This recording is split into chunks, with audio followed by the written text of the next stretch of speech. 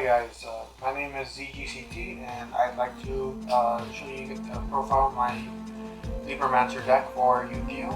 I think it's a very fun deck to both play as and play against, especially because of their overall unique ritual summoning mechanics. And I'll explain bit by bit how my particular build functions. So let's just get right to it. Now, for starters, this is a 42 card deck. You can sacrifice a little bit of consistency with the current build I have. So just be in mind. And let's start off with the monsters, which you start off with 3 copies of Libromancer Yugioh and Libromancer Fire. These two are your main engine of sorts for the deck. Libromancer Yugioh, well, actually, allow me to start off by saying that all of the non-ritual Libromancer cards have the effect where you can reveal a ritual monster in your hand to special summon them from your hand. And for Yugioh's case, you can add a Libromancer spell from your deck to your hand, and Fire adds you a monster. Overall, if you have any ritual in your hand, these two are just free advantage, especially Fire, since you could get you to Yugioh, which could get you another search. Lastly, in addition to those, I'm also playing 1 copy of Libromancer Magic Girl. Her unique effect is that during your opponent's turn, you can ritual summon a Libromancer ritual by attributing monsters from your hand or field. I play her for a very specific combo line, but I would recommend cutting her out in a more competitive build, I guess. But yeah. And for the non-rituals, we finish it off Libromancer-wise. There's 2 copies of Libromancer Agent. His effect is that you can target a Libromancer card in your graveyard, add it back to your hand. Then, if you added a spell or trap by this effect, you can place a card from your hand to the bottom of the deck. You play him obviously for recovery tools, and he's more of a mid to late game kind of card, and also has pretty good stats, so you can just summon him. And now for your Libromancer ritual monsters, you play, I'm playing 1 copy of Libromancer Firestarter. Now, all of them have the effect, have additional effects when you use a monster on field for your ritual summon. In this case, Libromancer Firestarter, it seems pretty weak right now, but if you ritual summon him using the monster on the field, they cannot be destroyed or banished by card effects. Actually pretty good right now this format, given with Castira being the meta threat it is right now. It also has an additional effect where every time that your opponent activates a card or effect, it gains 200 attack and defense, which is actually really helpful for it, which is actually a continuous effect, meaning that they can't chain something like Ghost Ogre or Emperor to it, it just naturally builds it. And as such, they would have to actually specifically target it. But it only gains 200 attack and defense, while it has less than 3,000 attack in the monster zone. So unfortunately, it does cap out at 3,000, so I would recommend, in worst case scenario, summoning him in defense position so that it wouldn't be destroyed by battle. Up next is Libromancer Mystic Girl. When ritual summon using a monster from the field, makes it so that your opponent can't target ritual monsters you control with monster effects. And on summons, you can target a monster on your opponent controls, and until the end of the turn, change its attack to 0 and negate its effects. So she's obviously clearly designed to be paired up with Magic Girl, so during your opponent's turn, while having Magic Girl up on the field and having Mystic Girl in hand, you can just immediately tribute her off, and basically it works like a slightly better Emperor in my opinion in terms of, well, it's basically a copy of Emperor if you think about it. Up next are 2 copies of Libromancer Doombroker, probably your most important ritual monster. If he's ritual summoned using a monster on the field, he can attack directly. Once per turn, you can during your main phase, you can set a Libromancer trap card directly from your deck. I'll show you the ones that what they all do when we get to that. And if this card inflicts battle damage to your opponent, you can target one face-up monster your opponent controls and shuffle it to the deck. Now that effect is really good going second because you can, especially combined with the first effect to attack directly, since you can just go in and get rid of almost every monster right now that's a meta threat. Like, for example, if your opponent has Kashtira Shingra Era, you can just shuffle it away and it wouldn't be able to detach the material to protect itself because it's not being destroyed, or just get rid of any pesky monster. And lastly, the last Libromancer ritual monster you want to play, I'm playing, is Libromancer Fireburst. Now this card, I'm playing it for one specific reason, which I'll get to later. But if you ritual summon this card using a monster on the field, it cannot be destroyed by battle. Also, any battle damage it inflicts to your opponent is doubled. You can attack monster. You can make up to 2 attacks on monsters during each battle phase. And that's a separate effect. So that one does not require you to tribute a monster on the field. And whenever a monster declares an attack, you can banish a Libromancer monster from your graveyard to have this card gain 200 attack. This guy is more of a closer, better off going second. And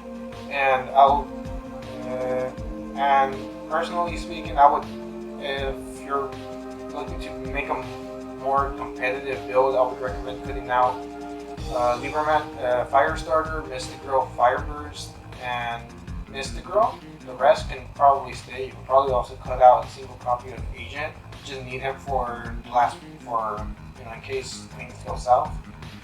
But that's enough of the ritual of the Libromancer monsters.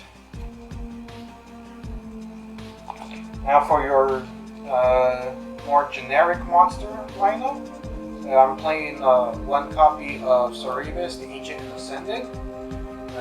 You're never gonna ritual summon him because the only effect that really matters is when your opponent activates a card or effect that targets a monster you control, you can discard this card and negate the activation. It has some other effects, but it has another effect to negate a spatial summon. Unfortunately, you're never going to ritual summon this card, so ignore that.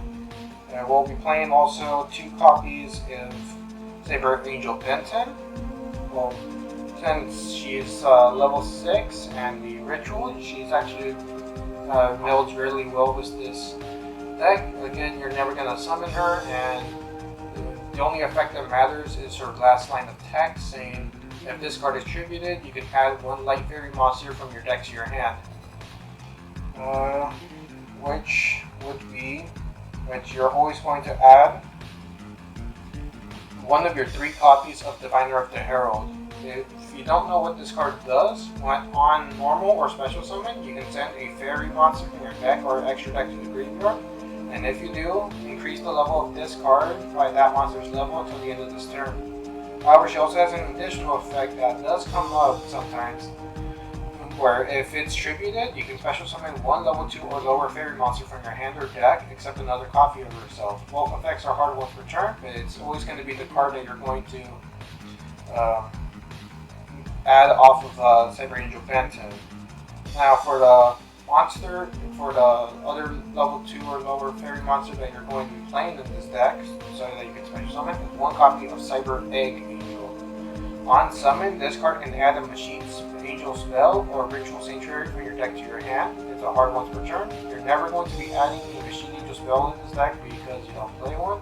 So instead, you're always going to be adding a Ritual Sentry, which I'll explain what that card does later on.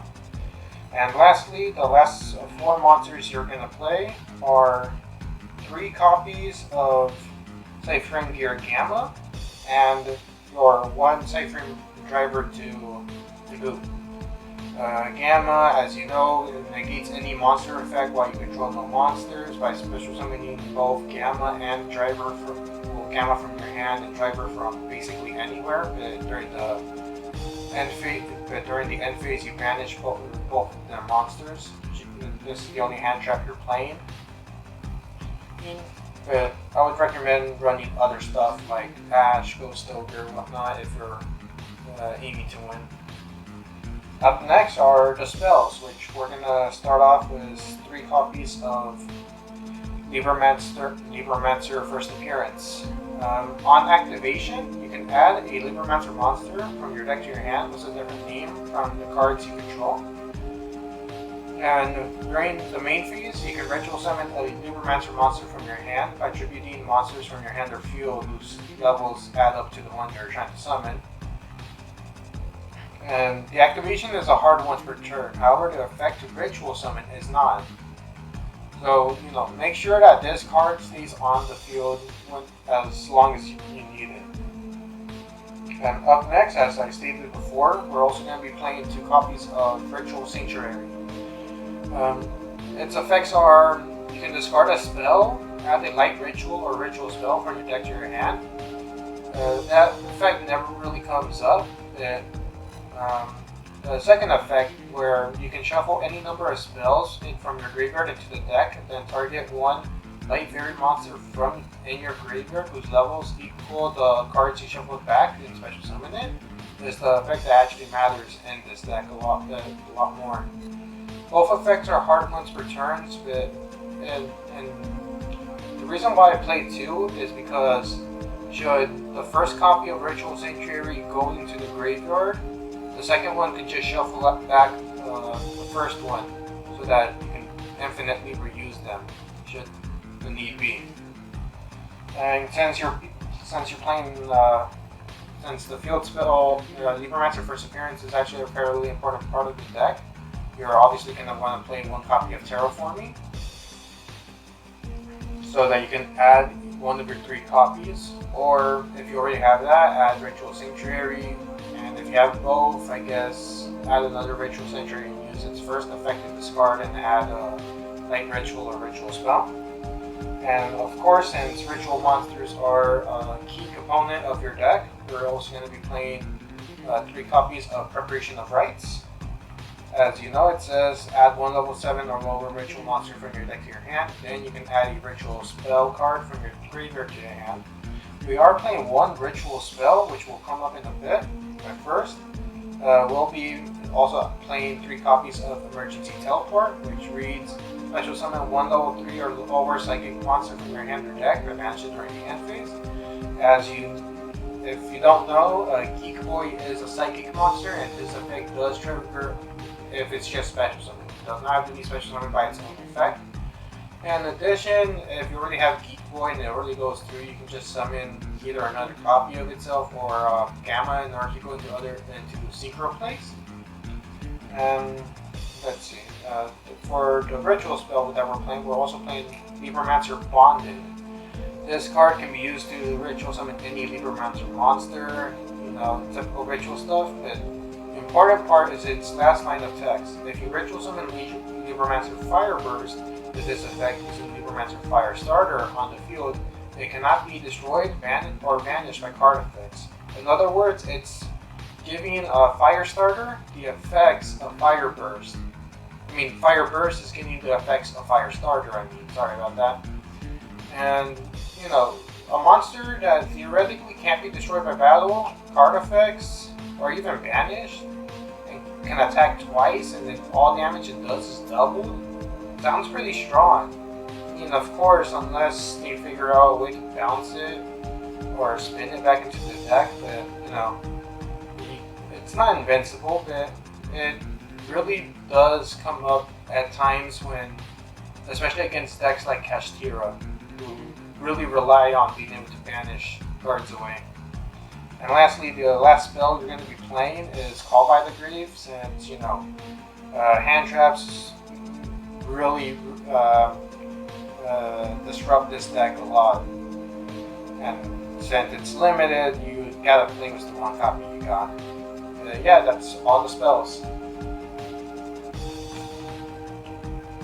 And lastly, we're going to be playing 3 trap cards. Libromancer Displaced, which reads, you can target one Libromancer monster you control and one monster your opponent controls. Return them to the hand. Well, return your monster to the hand, and if you do, take control of that opponent's monster. If the ritual monster if the Libromancer monster you targeted was not a ritual monster, the monster you took control of returns to the hand during the end phase, and the activation is a hard once per turn. Now, this card is actually a pretty strong form of disruption against some decks, especially if you take the right monster. And since you have Doombroker in your deck, which you can get immediate access to quite frequently, this card is almost guaranteed live. And especially since you're bouncing back a ritual most of the time, you should be able to take control of whatever monster it is that you need immediately current as long as you need to. Because if you return a non-ritual, it eventually goes back to their hand or extra deck if it's a non-main deck monster, but you get what I'm saying. And most of the time, you'll be setting Libromancer Intervention, which when your opponent activates a card or effect, target a Libromancer ritual you control, return it to a hand, and if you do, negate that activated effect, then you can special summon one Libromancer monster from your hand or graveyard. Again, it's a hard once per turn for activation, but this card is mainly what you will always be setting with Doombroker. Hell, he's even right there on the artwork. You are meant to be using it with him. He actually creates a really this card along with creates a really interesting combo with if you have Doombroker on field and Mystic Girl on field while having Fire in the graveyard, since you can return your Doombroker, special summon back to Fire, activate Fire to add Mystic Girl, and there you would have another negate, but that one specifically works on monsters. There's that. And lastly, this card you can do without Libromancer Prevented. If you control Libromancer monster, it doesn't have to be a ritual monster at all for this. You can target a face-up monster your opponent controls. This turn, that face-up monster cannot be used as a fusion, synchro, link, or as material for a fusion, synchro, exceeds, or link material. You can only the effect is a hard once per turn, and once per turn during the end phase. If you don't control any Libromancer ritual monsters, you have to send this card to the graveyard. Honestly, you can probably cut this card out from the deck, and it'd be a lot better. I personally just like playing it because it's a very unique form of interruption that most people will be caught off guard with. And its effect obviously applies even after the effect resolves and this card leaves the field. But yeah, that's it for the main deck. Up next is the extra deck, and it's not optimized. I'm starting off with 3 copies of Elder Entity Natis. You're never going to be summoning it, unfortunately, since this deck doesn't even have the proper materials in order to bring it out. It has Synchros, but it has no Exceeds monsters to speak of. It theoretically does have a pretty good on-field effect, but you're sending her off to the graveyard with the effect of Diviner of the Herald, where if it's sent to the graveyard, you can target that card on the field and destroy it. And likewise, you would also want to be sending one of your 3 copies of Herald of the Arclight. You will summon this card off quite often, which any monster sent from the hand or main deck to the graveyard is banished instead. And basically, when a spell trap card or monster effect is activated, as a quick effect, you can tribute this card to negate the activation and destroy that card. Then, if this card is sent to the graveyard, you can add a ritual monster or ritual spell from your deck to your hand.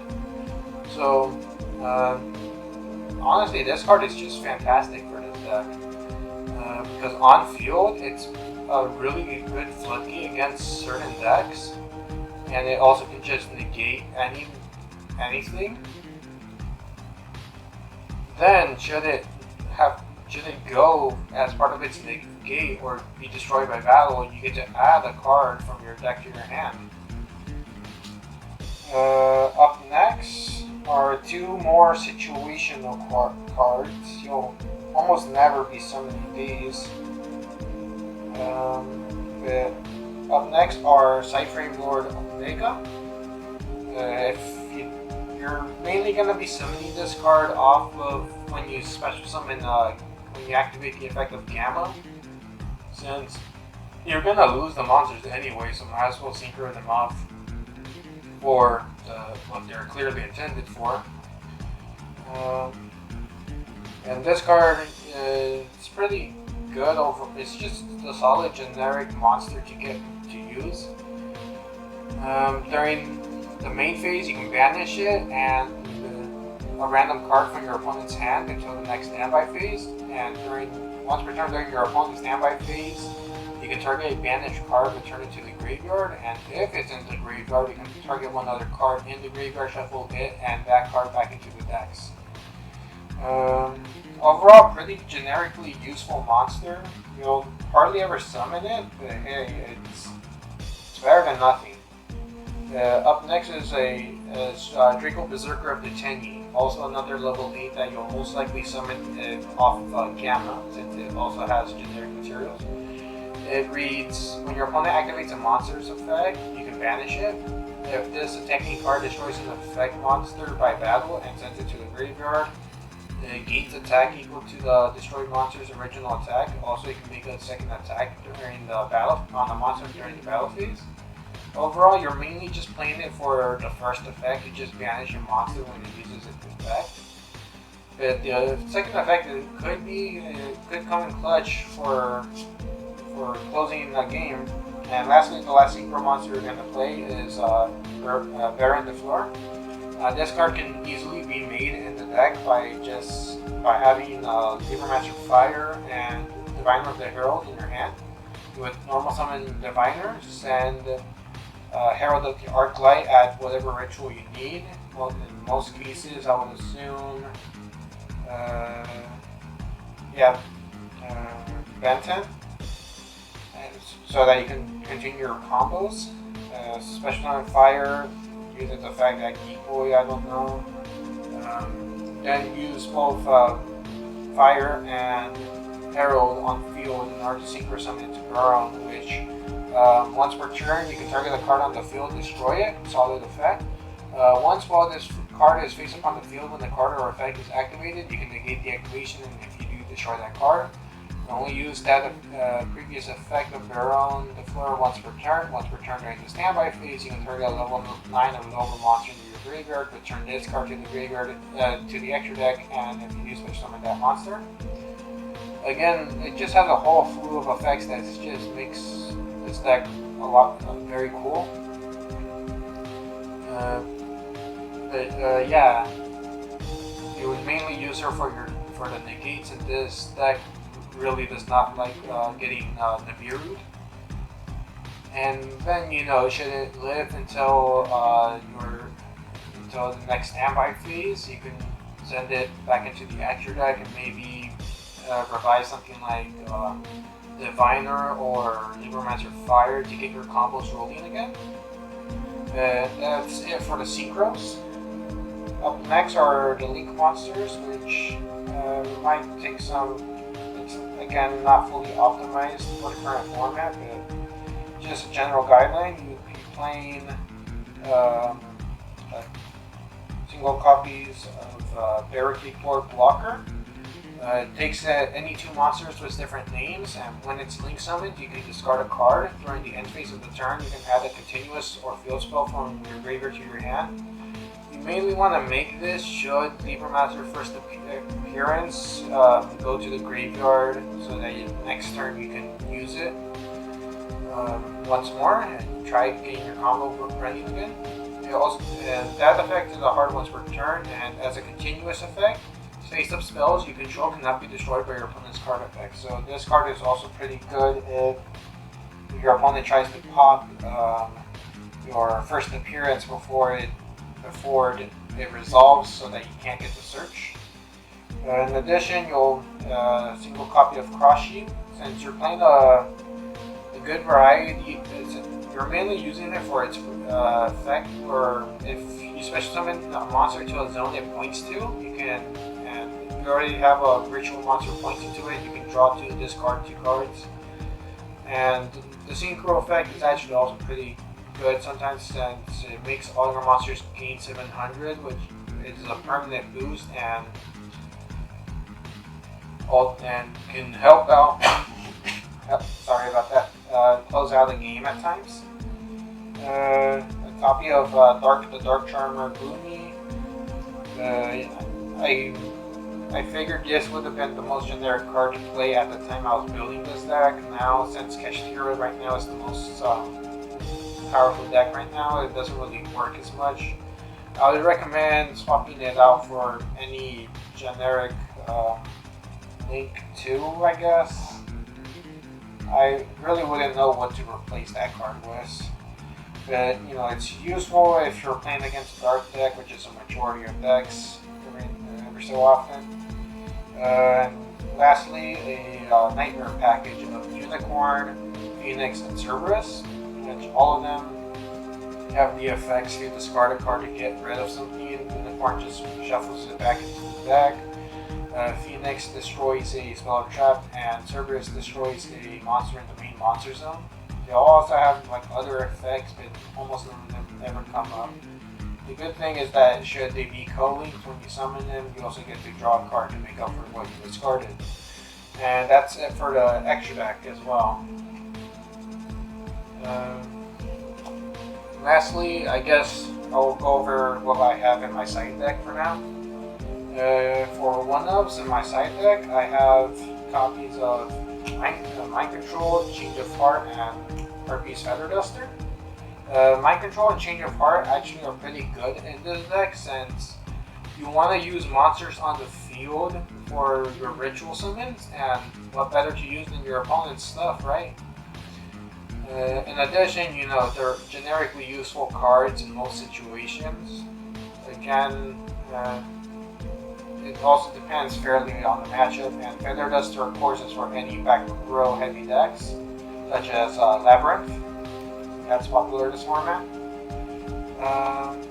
3 copies of Cosmic Cyclone, since at the time of recording I do not have Lightning Storm, although you can get them pretty cheap now. I think they're at most $5. The cheapest is like $5, right? I don't know, I'll have to check. But yeah, it's again more back row removal for decks that play a lot of trap cards and whatnot. 3 copies of Dark Ruler No More, since you know this is a combo deck, it really needs to make the combos work.